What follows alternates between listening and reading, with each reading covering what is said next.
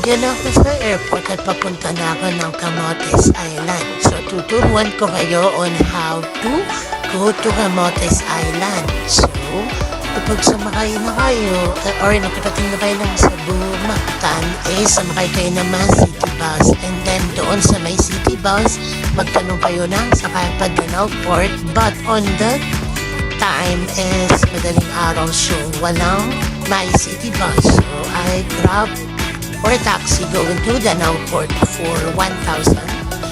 And then, dyan sa Danao Port is 350 if I'm not mistaken. So, sumakay ako ng Broro patawid ng Camotes Island. So, yan yung view nung morning. Sobrang ganda nung sunlight niya.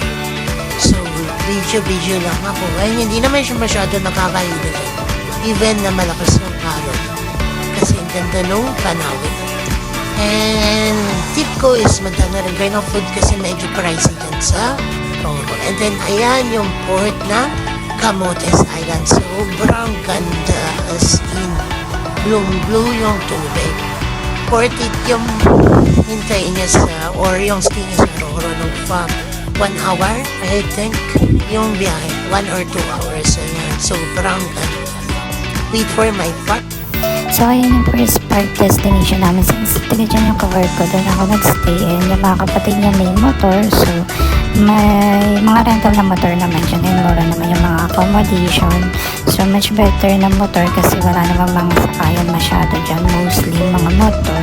So, we are going to the first destination lang pupunta namin, which is Heaven Cave. So, ayan ay papunta sa Heaven Cave. And since kamag-anak nila yung dyan, so hindi na kami nagbayad, but 100 yung entrance niya.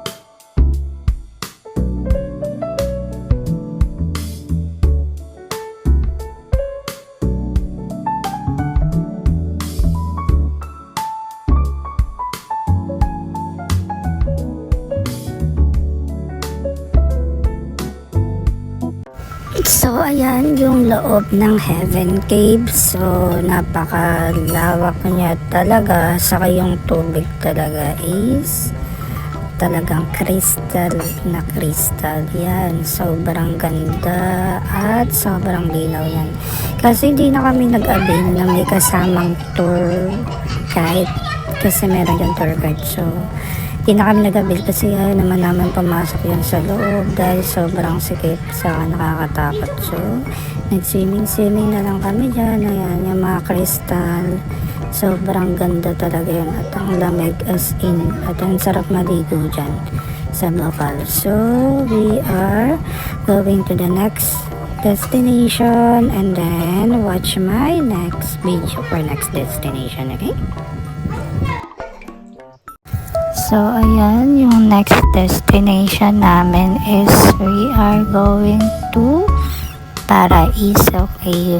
So, yun, motor lang kayo hanggang sa makadating na kayo sa Paraiso Cave. So, this is our second destination and dito sa Paraiso Cave is almost 20 minutes or 10 minutes lang yung biyahe. So, ayan.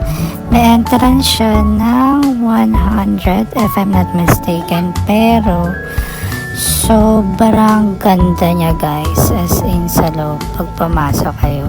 So, ayan. Ayan yung loob nung Paraiso Cave. So, ayan. Sobrang ganda niya. Tignan niya naman yung tubig. And connected kasi siya dun sa dagat. So, ganun talaga yung kulay ng tubig niya. Sobrang ganda. So, may mga bato-bato din dyan. Kaso malalim dyan guys, so hindi kami masyadong nag-swimming dahil di naman kami masyadong marunong lumangoy. Pero sobrang linaw, sobrang ganda. Medyo malalim kasi yan, yung part na yan. So, ayan, malalim yung part na yan, pero maganda yan. So, yan.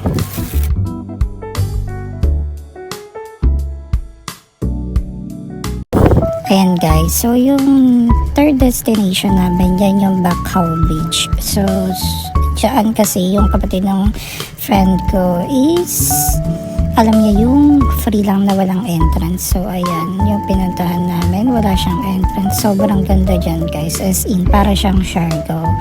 Ang gaganda din ng mga photos ko dyan. Dyan na kami nagpa-sunset kasi mas maganda daw yung sunset dyan pag palubog na yung araw. So, yan. Abangan nyo yung next post ko. Tignan nyo yung mga picture ko. Sobrang ganda dyan, guys. As in, gaganda ng mga picture ko dyan.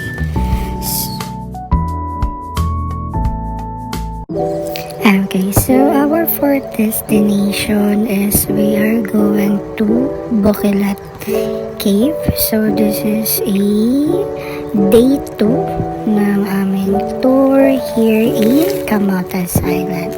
So, ayan, nag-water ulit kami papuntang Bokilat Cave. So, ang oras niyan kasi sobrang layo yan dun sa mismong tinutuluyan namin.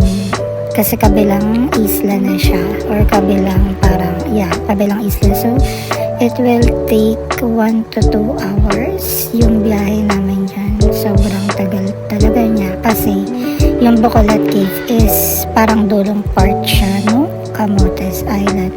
So, ayan, todo biyahe kami, but okay naman yung view kasi maganda yung mga view, yung mga tanawin, nakaka-relax siya. And also, make sure na naka-sunblock ka dyan or naka-long sleeve or jacket kasi sobrang init. Baka masunog yung balat mo. At ayan, maganda yung view niyan. Makita mo yung buong karagatan ng Camotes Island. So, napakaganda talaga dyan.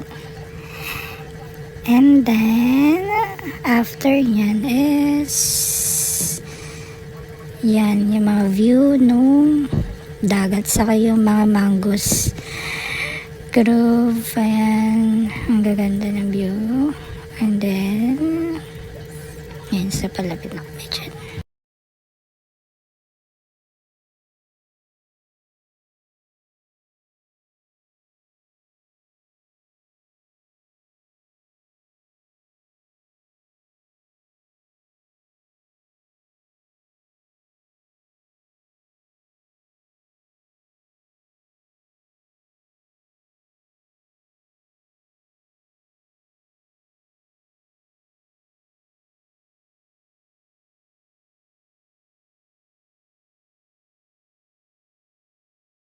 So, ayan, here na kami sa Bokilat Cave.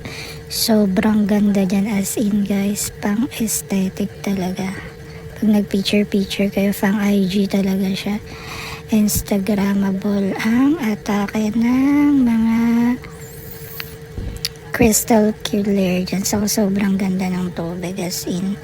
Check nyo yung next kong mga picture.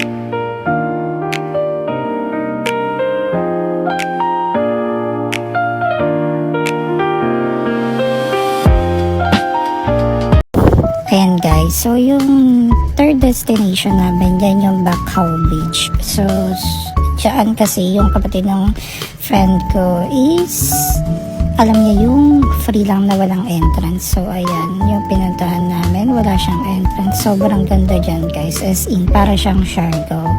Ang gaganda din ng mga photos ko dyan. Dyan na kami nagpa-sunset kasi mas maganda daw yung sunset dyan pag palubog na yung araw. So, yan. Abangan nyo yung next post ko. Tignan nyo yung mga picture ko. Sobrang ganda dyan, guys. As in, gaganda ng mga picture ko dyan.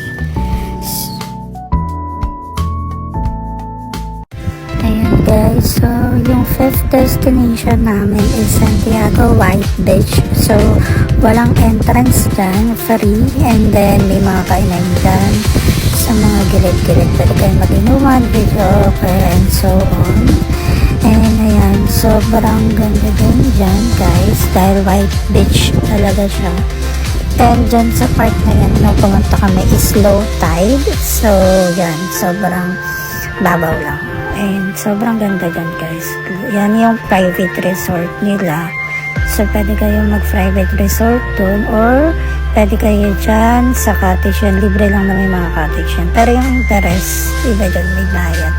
So, yan, sobrang lawak yan kasi low tide that time na pumunta kami. At yan, so video-video lang ako for the sunset and ayan, sobrang ganda ng view as in, ayan. Kasi palubog na yung araw yan na pumunta kami, guys. Yan, sobrang ganda. Yan yung mga free cottage. And then, yung mga rental cottage na sila. Nung time na yan, ginagawa din yung ibang cottage. Yan, kaya doon kami sa mga bato na cottage na libre. So, yan, sobrang lawak yun kasi low tide. Dapat yan talaga yung tubig na kaso low tide siya. So, kaya parang sobrang lawak na. Pero maganda dyan, guys, peaceful. Yun lang. So, check nyo yung mga next photos dito. And then, after nyan is yan. So, dito lang ako sa inyo. Check kaya nung gabi kasi fiesta dyan. So, yan. May mga kantahan. Dyan. So, yan. Tapos yung mama ko is dance lang sa mga dance contest. Nanood kami dyan yung Baywalk nila pala. Yun yung Baywalk nila. Yan. Baywalk yung mga kainan yan. Parang kumbaga sa Manila. Yan yung Ugbo or yung fusion natin nila. Yan. Sobrang dami din tao dyan. Saka affordable yung mga food. Ayan. Baywalk nila dyan. Parang sa Manila din. Parang Baywalk City. Ayan. So, dyan kami nag-dinner. So, ayan yung last trip namin. Papunta naman kami ng Langdiot Island. So, yan yung last destination namin. And sobrang ganda din dyan, guys. Ito Langdiot Island. So, bali, sasakay lang kayo dyan ng bangka patawid ng isla. Mabilis lang. Siguro around 5 minutes. Andun na kayo. Sobrang ganda dyan, guys, kasi white sand siya, saka blue yung tubig. May bayad yung tawid dyan. I forgot, I think 200 pesos yung bayad dun sa bangkang patawid dyan, or 150 ata, nakalimutan ko na. Pero mga ganun lang around. So yan, sasakay kayo ng bangka dyan for 5 minutes lang yung tawid papuntang isla kasi parang sobrang lapit lang yan. So yan yung bungad ng isla. Yan, nagpe-prepare kami niyan papunta dyan sa yan, sa La Plaza. Yan, dyan kayo sasakay papuntaan. Kasama ko yung mama ko. So ayan, dyan, nakasakay na kami dyan ng bangka. Patawid na yan ng Langdiot Island. So mabilis lang naman yung biyahe dyan, mga 5 minutes lang ata. And here, touchdown to Langdiot Island. So napakaganda talaga dyan, guys. As in, may bayad lang yung table dyan, parang 300 ata. Pero yan, mga cottage na yan, nakavana, mahal yan, parang nasa 1,000. So Saka much better na magdala na rin kayo ng food dito kasi medyo pricey dito. Yan, sobrang ganda dyan guys. Pwede kayong mag-photoshoot, mag-picture, Instagrammable, kasi sobrang ganda nung tubig, sobrang linaw. Pero malalim dyan guys, yung bandang part. So, kung magsiswimming kayo, is dun lang sa may part na mababaw. Kasi yung parang pinakadulo dyan medyo malalim na.